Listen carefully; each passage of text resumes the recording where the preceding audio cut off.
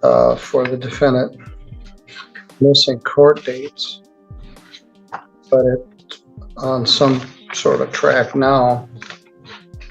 File number 241826 alleges that in July of 2024, the defendant committed a retail fraud in the third degree in 3 years. I should look at these because one's in Mendon, one's in Centerville. They were stealing liquor for the most part. 1826.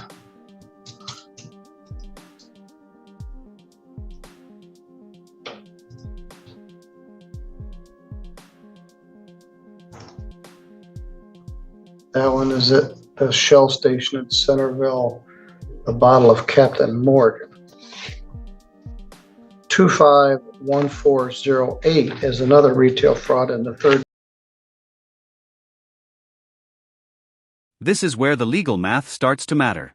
1 shoplifting charge? Minor. Multiple thefts across different cities? That's a narrative. Courts see repetition as intent, not bad luck. It's no longer about a mistake, it's about behavior. And that distinction quietly follows a defendant into every future decision the judge makes. Here in June of 25.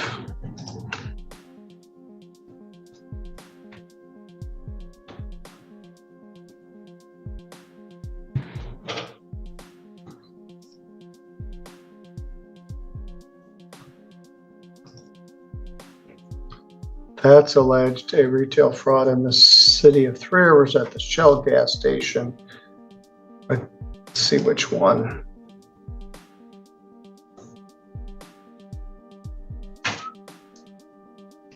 One of the Shell gas stations. I believe it was Southside Shell station. All right, there's also liquor in that one.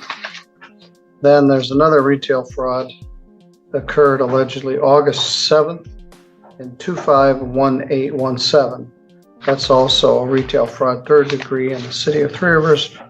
Then there's an open intoxicants in a motor vehicle from August 29th of 2025.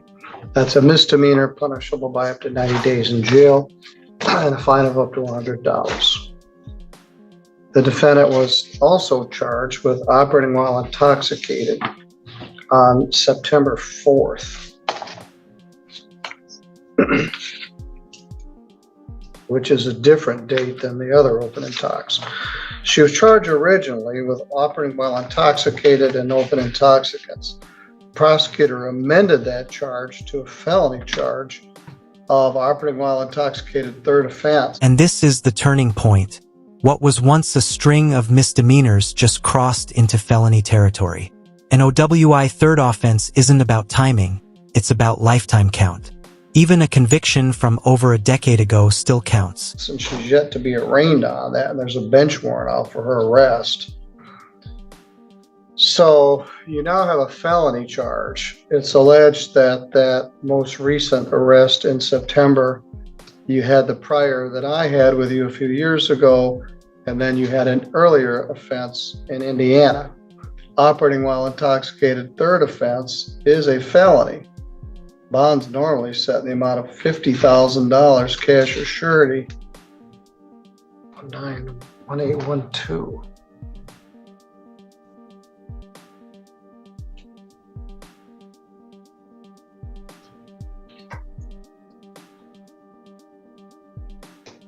That's not in here.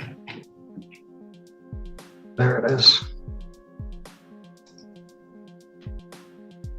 This is the moment everything changes. Crossing from misdemeanor to felony territory isn't about how recent the past was, it's about how many times it happened. Lifetime count means exactly that. Even a conviction from more than a decade ago still counts. This is the legal equivalent of a trapdoor opening beneath the case. The complaint alleges that you were arrested in the village of Centerville, I believe at the DHS parking lot, on September 4th. That you had a prior offense here in St. Joe County in 2020 and an earlier one in Allen County, Indiana in 2012.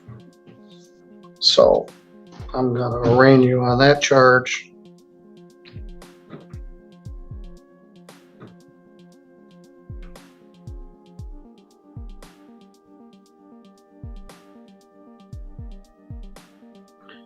I'm going to appoint Ross Truckee. He's already on that case.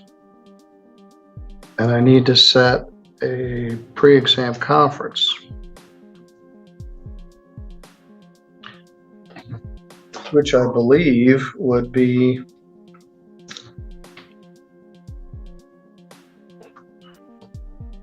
December 23rd at 8:30, and a prelim if needed for December 30th at 1 o'clock. Now, there's a lot going on here. There's this open felony warrant, and there's these 5 other larceny and open intox. It's not too much to say. You were really struggling doing 2024 and 2025. At some point, you fell off the map because you went into a residential. This is where the courtroom tension spikes. Treatment can be mitigation, but it's not immunity. Judges support recovery, but they do not support avoidance. And right now, the court sees treatment as a detour, not accountability. Treatment program. Tell me about that. I was at Jim Gilmore in January, mid-January, and then middle of February I graduated from that program. Then I went to... In January of 24, 25? Or 25? It was 2000... I finished there 2005, sorry. It was this year. 2025, okay. Then you've been in treatment recently? I am still in treatment. At where? Our Hope in Grand Rapids. I've got some records I can provide if you'd like to see them, Your Honor. Yes. And I wasn't very happy about that. I certainly don't disagree with the fact that you need some treatment, and residential treatment even better. But the fact that you ducked out on all your criminal obligations by going into treatment is not a get out of... Here's the tension point. Treatment can reduce sentences, but it cannot erase warrants or missed court dates. Judges support recovery, but they expect responsibility to come with it. When treatment overlaps with avoiding court, it stops looking like progress and starts looking strategic. And judges are trained to spot that difference. Jail-free card. Abigail, have you even had a chance to discuss everything that's going on here? I was not aware of her felony charge until just now, Your Honor. Okay. Your office authorized them. Was there a discussion about all the misdemeanor charges? There is an offer on that. All right, what's the offer on the misdemeanor? In exchange for a guilty plea in 25-1408, the people will dismiss the other 2 retail fraud charges. And the open intox? The open intox might be It's a ordinance. city. Let me look at it. Yeah, the open intox is a City of Three Rivers case. All right, so plead to 1 retail fraud. This is classic plea bargaining in real time. 1 guilty plea in exchange for dismissing multiple charges. It's the system's pressure valve, reducing court backlog while still holding the defendant legally responsible. Missed the other 2. What was there any discussion regarding that? So we were willing to accept that offer to resolve the state cases. I've talked to Mr. George. He would accept a retail fraud civil infraction to resolve what I believe is retail fraud out of Three Rivers. That Mr. Bush was involved at some point with an open intox, and he is not here. Well, it says Mr. Reed, so maybe Mr. George can help us. There's actually 4 retail frauds. There's 2 in 2024 and 2 in 2025. One of them is written under Three Rivers ordinance, so Ms. Stoll doesn't have jurisdiction over that. Their offer is to dismiss the other. What you're watching here is plea bargaining in real time. 1 guilty plea traded for multiple dismissals. It's not generosity, it's efficiency. Courts are overloaded, and plea deals are the pressure valve. But notice this, Accepting a deal still means admitting guilt, and that record doesn't disappear when the courtroom clears. Other two retail frauds, if you plead to one. Let me repeat, retail fraud is a misdemeanor punishable by up to 93 days in jail and a fine of up to $500 when it is charged under state statute.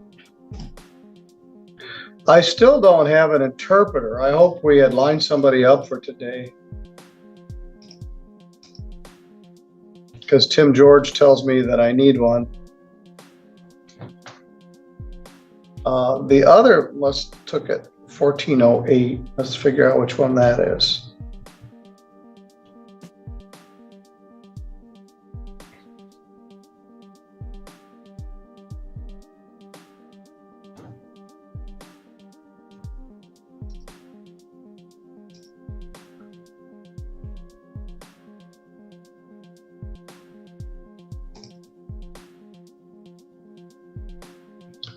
That would be the Shell gas station. And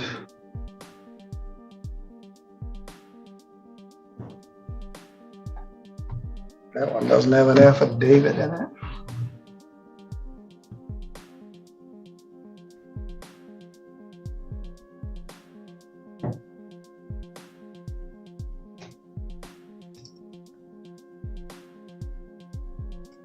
Ms. Stoll, can you tell me what gas station that was? It's the Shell station on West Michigan Avenue. Is that Okay, Three Rivers? there's three. There's one on West Michigan, there's one on North Main, there's one on South Main. And what did she take, allegedly? She was stopped walking out of the gas station with a couple of beers. She was stopped by the clerk, so the items were recovered. All right. So the allegation is you were at the West Main Shell right out the corner of 131 and that you stole a couple of 24-ounce beers, but they stopped you before you got out. So they would dismiss the other two, the one from Mendon and the one from Centerville, if you plead to that one. Then there's another one, which is a Three Rivers retail fraud, 1817. Which the city attorney would reduce to a civil infraction, which is not even a crime. It is a civil wrong. That one, it's alleged that you were at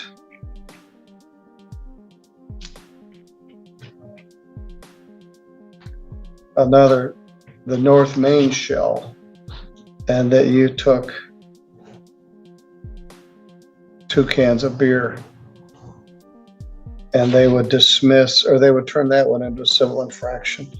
2 cans of Natural Light, $2.99. That's 2 cans of beer, $2.99. And yet here we are. It's almost absurd. But this is how the justice system works. It's not the dollar amount anymore. It's the repetition. a new low that we're the less than $3 retail fraud. Mr. Truckee, what does your client wish to do with all of those cases? Well, we're amicable to resolving them today. Ms. Fowler's biggest concern is the ability to continue in her treatment program. And I understand with a felony warrant and the court's ability to sentence today, there's some moving pieces there. It might be in her best interest to resolve this at a hearing in a felony case. Now that's going to be scheduled prior to her completion of the programming, and that might just be the de facto. When are you set to complete the program? January 16th.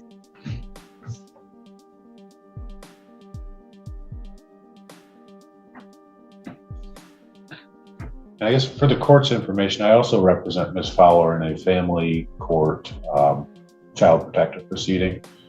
And so there's additional state oversight being provided by the caseworker there.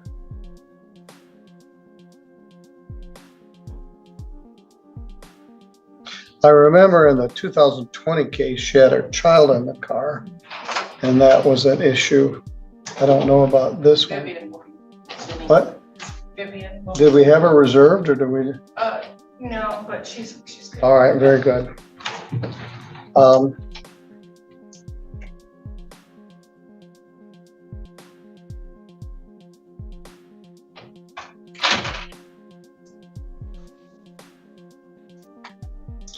I had talked to Miss Fowler a number of times in the last 2 years, and she was not doing well. And she was terrible about showing up when she was supposed to. It was a pleasant surprise when you told me that she was going to be here. One of the reasons these 2024 cases are still out is because she didn't show up. July of 2024, no show. She called in September. She was in a facility in September of 24. And Judge Pattison dealt with that. Then she called in October of 24. And Judge Pattison said she needs to be here, and she got upset. Then it wasn't until September of 25 that we finally caught up with her. So the 224 retail frauds, she was off the map for a year. This is why courts get irritated. Missed hearings. Phone calls instead of appearances. Judges don't see this as confusion. They see it as disregard. And once credibility is gone, every explanation gets questioned.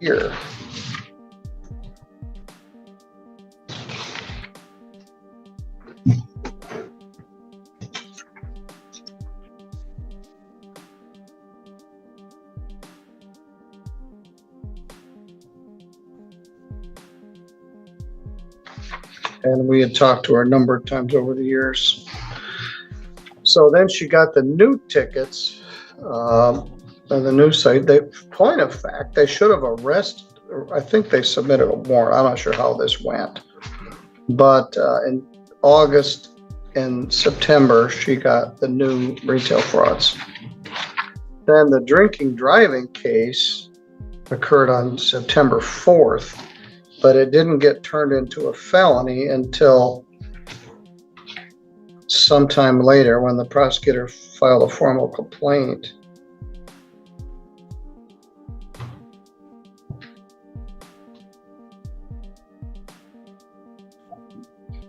Then we set an arraignment for October 16th. She didn't show up for that. She called, but she was not excused.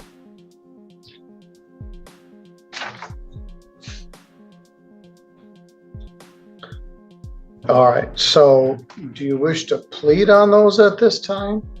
Or have me set them out with the pre-exam on the felony case? It may make more sense to just have it all wrapped up on one date in the future. And Problem we is could those also, days are so busy.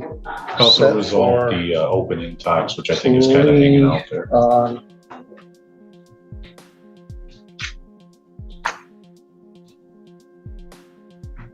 12/23.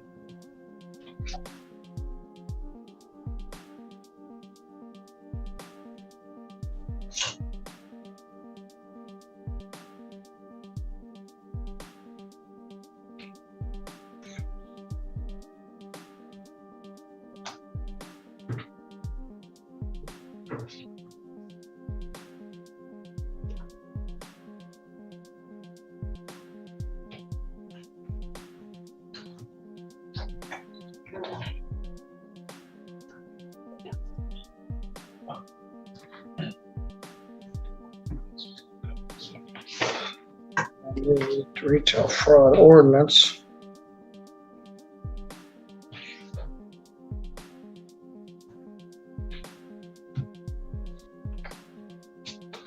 All right, Ms. Fowler. How'd you get down here today? They brought you from the I have facility? a representative from our full step program, my case manager. All right, good.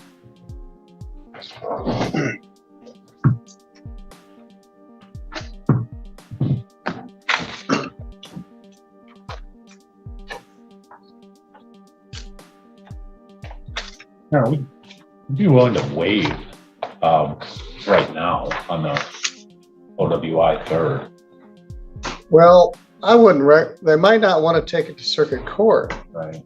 If it's resolved as a second, I'd have jurisdiction over it. If she waives and it goes to circuit court, then, so it can be discussed, but I got a feeling they may be able to work out a package agreement to turn that felony into a misdemeanor. And I don't think it's outside of reason to say that you also have an eye on sobriety court if a slot Yes, became that's why I'd available. rather keep it. But I'm not very happy with this. You have a pattern of ducking out into treatment when you're supposed to show up in court. You were off the grid for a year from 24 to 25. Judge Pattison from the notes was quite angry about that, said she was not excused.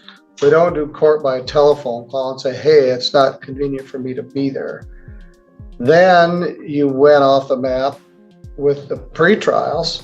Now you can be in treatment and come back and deal with your court cases, but you didn't. So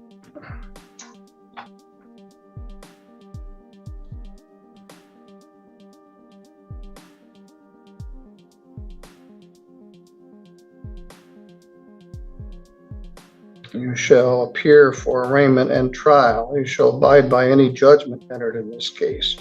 Shall not leave the state of Michigan without permission of the court. Shall not commit any crime while you're released.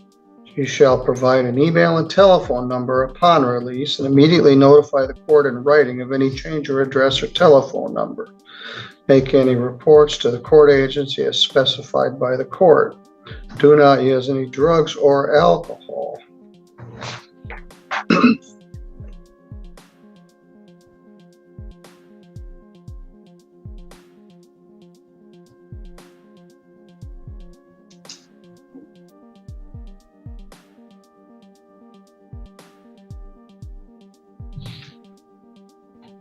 I'm going to put you on community corrections. As I said, normally on the OUL third, the bond's $50,000. This didn't get charged because the prosecutor didn't catch the fact that it was a third offense until later. We knew it because when I saw you in 20, I knew about the Indiana offense from several years before. In order to be charged with OUIL second, you have to have 2 within 7 years. In order to be charged with OUIL third offense as a felony, it's just 3 in a lifetime. So even that 2012 case is a long time ago, 14 years ago. It's within a lifetime. But what irked me is the fact that you were refused to come in and deal with this stuff for a year. Sobriety court is not a reward. It's a privilege. It's intensive, intrusive, and demanding. And judges only offer it to defendants they believe will actually show up. Right now, that's still an open question. Then at some point, I think you were at the domestic assault shelter or Keystone. I'm not going to do a PR bond. I'm going to order that you cooperate with Office of Community Corrections if you do post bond. I'm setting bonding amount of $5,000 cash or surety. So you got to go to jail right now. It's a case of pay me now or pay me later. You got 6 separate criminal offenses, one of which is a felony. You don't just go to rehab and it wipes out all the potential punishment. You've been in treatment for some time. There's no magic finish line that you reach the last day and you complete it. Mr. Truckee is going to try to get you into my sobriety court program. I'm not sure whether I want you in there or not. You're going to have to convince me because you've done such a poor job of showing up. Plus, you were also, and I tried to be more understanding about this. You were a mess. You didn't care. You were mad at yourself. You were mad at everybody else, and you just sort of given up. So you were at rock bottom, and now you're climbing back up the hill. And I got to give you credit for trying to climb up the hill, and you're doing a pretty good job of it. This defeats everything I've worked so hard for. If I go to jail, I lose my program. and You're gonna everything. go to jail. If you get convicted of these, we're not gonna pat you on the head and say, hey, congratulations. There is jail in your future. You blew me off for a year in I was 2024. I was I'm here homeless. all day, every day, and you would call up and say, I can't come. Now, one of the things I said is you're gonna need to try to convince me to bring you into sobriety court. I call it pulling drowning people out of the water and pulling them into a boat. The fact that you go to jail is not gonna undo all of your treatment. If you're committed to sobriety, we can work on it. But you don't get it for free, and I'm not doing a PR bond because you had such a history of not showing up when you're supposed to. I didn't set it at 50,000. I set it at 5,000, which is 1/10 of what it would normally be set at. So you can go with the officer. I'll see you on the 23rd, and Mr. Truckee will be out to see you. All my stuff to the jail. Thank you. All right, What's thank the you. charge? Operating while intoxicated, third offense.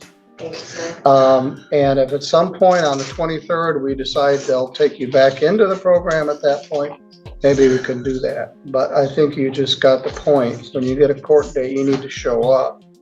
You have 5 separate misdemeanors and 1 felony. There's a consequence, and this is it. All right, you can go with the court officer. Please leave. Thank you.